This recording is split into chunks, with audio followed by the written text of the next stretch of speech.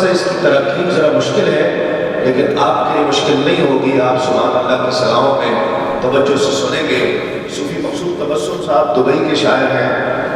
ان کی خاصیت یہ ہے کہ انہوں نے حضور کے سراپا کی شاعری کی ہے۔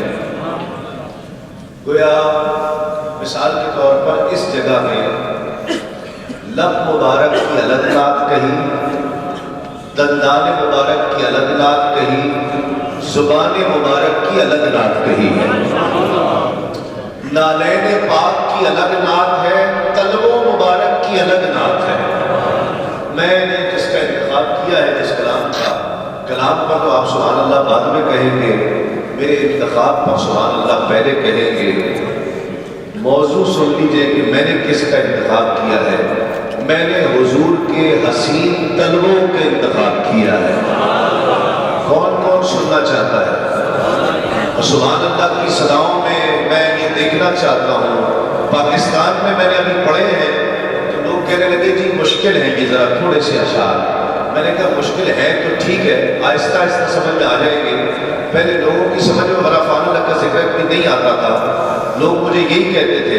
تو انشاءاللہ آپ دل سے سننے والے ہیں، سمجھ آئے گا۔ سبحان اللہ بھی کہیں گے کہ قدم قدم پر نواز دیتے میرے نبی کے حسین تلوے، سبحان اللہ، سبحان اللہ، قدم قدم پر نواز دیتے میرے نبی کے حسین تلوے، سبحان اللہ، عظیم اتنے کہ عرش چومے میرے نبی کے حسین تلوے، عظیم اتنے کہ عرش چومے میرے نبی کے حسین تلوے، اور امام مالک کنارے چلتے۔ علماء تشریف فرما ہے، امام مالک کنارے چلتے، قدم کی جا پر قدم نہ آئے۔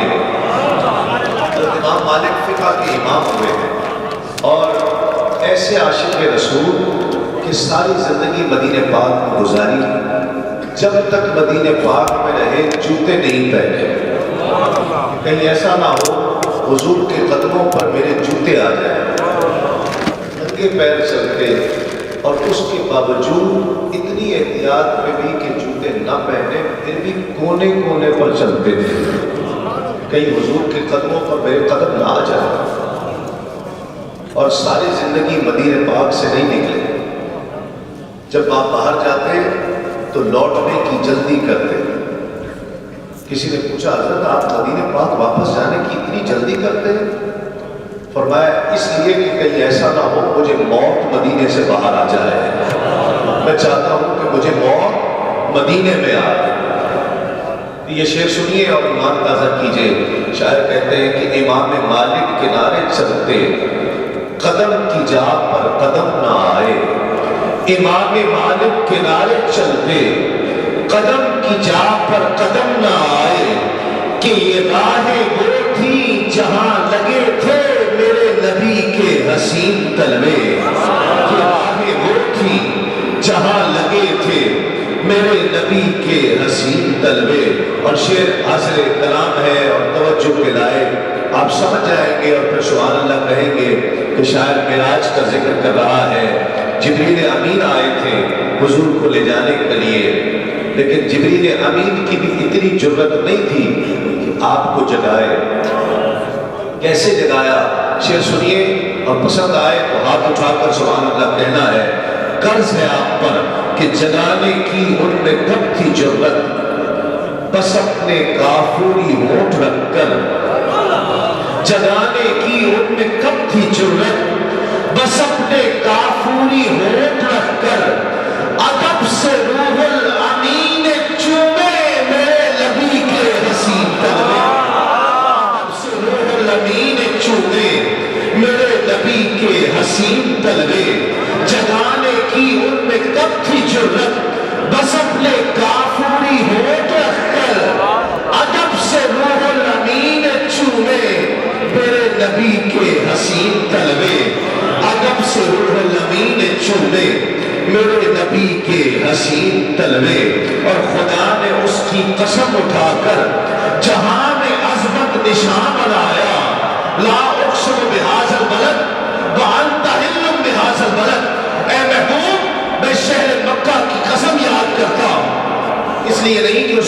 صفا مروا ہے، اس لیے نہیں کہ کعبہ ہے، اس لیے نہیں کہ مقام ابراہیم ہے، اس لیے نہیں کہ حجر اسود ہے۔ مولا پھر کس بات کی قسم؟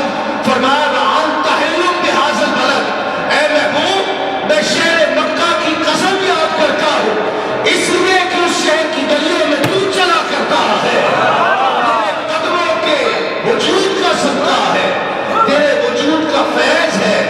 یہ مکے کا شرف حضور کی ذات سے ہو رہا ہے۔ شاعر کہتا ہے خدا نے اس کی قسم اٹھا کر، یہ مسئلہ بھی بہت ہے، کہا مکہ افضل ہے، کسی نے کہا مدینہ افضل ہے۔ صحیح کہہ رہا ہوں سرکار؟ یہ بحث رہی ہے علماء میں، کسی نے کہا مکہ افضل، کسی نے کہا مدینہ افضل، کسی نے لکھا مکہ افضل، کسی نے لکھا مدینہ افضل۔ دیوانوں سنو، تڑپ جانا اور تڑپ کا نعرہ بھی لگانا اور سبحان اللہ بھی کہنا۔ شیخ محقق، آپ کسی نے کہا کہ یہاں لاکھ ہیں، یہاں 50,000 ہیں، وہ افضل ہوا۔ سنا ہے نا آپ نے بھی؟ شیخ محمد شاہ عبدالحق محدث دہلوی رحمۃ اللہ علیہ نے مسئلہ حل فرما دیا، فرمایا لڑتے کیوں ہو؟ سنو، جب تک عامرہ کا لال مکے میں تھا مکہ افضل تھا، ارے حضور مدینے میں آ گئے، مدینہ افضل ہوا۔ شاعر کا شعر سنیں اور ایمان تازہ کیجئے سے فرماتے ہیں کہ خدا نے اس کی قسم اٹھا کر جہاں میں عظمت نشان بنایا، خدا نے اس کی قسم اٹھا کر جہاں میں عظمت نشان بنایا۔ زمین مکہ پہ جب سے آئے میرے نبی کے حسین تلوے، زمین مکہ پہ جب سے آئے میرے نبی کے حسین تلوے۔ اور شیخ قابل توجہ ہے، علماء کی توجہ خاص طور پر چاہتے ہوئے یہ بھی اشارہ ہے، ایک طرف ایک حدیث کی طرف اشارہ ہے۔ شیخ سنیے کہ کھڑے تھے جب دو شہید اس پر اور ایک صدیق ساتھ ان کے، کسی پہاڑ کے لیے نہیں کہا، احد پہاڑ کے لیے فرمایا میں اس سے محبت کرتا ہوں، یہ مجھ سے محبت کرتا ہے، اور فرمایا کہ احد پہاڑ جنت میں جائے گا۔ سن لیجئے، یہ تو نہیں کہا کہ نمازیں پڑھتا ہے، کہا کہ روزے رکھتا ہے، کہا احد پہاڑ حج کرتا ہے، کہا جنت میں جائے گا۔ کیوں؟ اس لیے کہ یہ مجھ سے محبت کرتا ہے، میں اس سے محبت کرتا ہوں۔ ثابت ہوا کہ جنت اس کے لیے ہے جو سرکار سے محبت کرتا ہے، جس سے سرکار محبت کرتے ہیں۔ شعر سنیے، فرمایا کھڑے تھے جب دو شہید اس پر اور ایک صدیق ساتھ ان کے، کھڑے تھے جو دو شہید اس پر اور ایک صدیق ساتھ ان کے، احد کی لرزش کو روکتے تھے میرے نبی کے حسین تلوے، احد کی لرزش کو روکتے تھے میرے نبی کے حسین تلوے، احد کی لرزش کو روکتے تھے میرے نبی کے حسین تلوے۔ اور شعر جناب عثمان ہر قدم پر غلام آزاد کر رہے تھے، جناب عثمان ہر قدم پر نعرے تحقیق، تحقیق، نعرے تحقیق، جناب عثمان ہر قدم پر۔ روایت میں آتا ہے حضور کی خدمت میں حاضر ہوئے، عرض کیا یا رسول اللہ بہت زمانہ ہوا آپ میرے گھر تشریف نہیں لائے، گھر آئیں کھانا بھی تناول فرمائیں اور گھر میں برکت بھی ڈال دیجئے۔ سرکار مسکرا دیے، جتنے صحابہ ساتھ تھے ان سب کو ساتھ لیا، عثمان غنی کے گھر جا رہے ہیں۔ چلتے چلتے سن رہے ہیں، چلتے چلتے آواز آ رہی ہے؟ مجھے نہیں آ رہی آپ کی آواز، مجھے آپ کی آواز نہیں آ رہی، اب تھوڑی تھوڑی آئی ہے۔ حضرت عثمان غنی آئے، راستے میں چلتے چلتے حضور کے قدموں کو دیکھتے جا رہے ہیں۔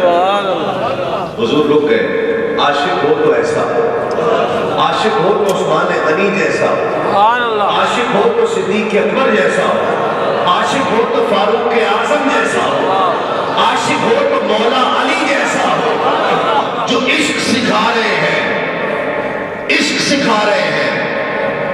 رک گئے، فرمایا عثمان جب سے چلے ہیں تو میرے قدموں کو دیکھتے جا رہے ہو، کیا بات ہے؟ عرض کیا یا رسول اللہ صرف قدموں کو دیکھ